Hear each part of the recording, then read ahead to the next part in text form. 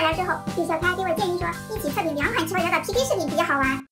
所以这次我又准备了2款你们一直想让我测评的牛顿气泡胶和爆米花气泡胶，这次让他们2个来个 PK， 看哪个更好玩。首先，它们的容量都是一样的，牛顿气泡胶是这种纯白色的，而爆米花气泡胶还是这种黄色渐变。现在来打开看一下它们的手感怎么样。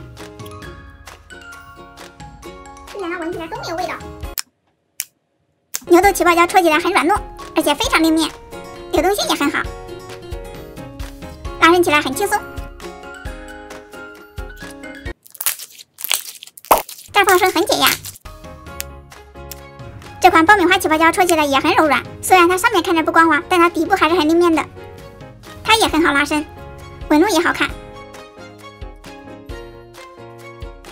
它里面含有粘土，所以捏起来不怎么响。下面就来看看它们的起泡效果。这款爆米花呢，我让小黑来起；这款牛豆胶呢，我来起。我们各起200下，看看它们谁起的更大。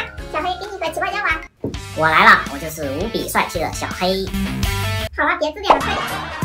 来，给你个反胃贴。好的。下面开始起泡。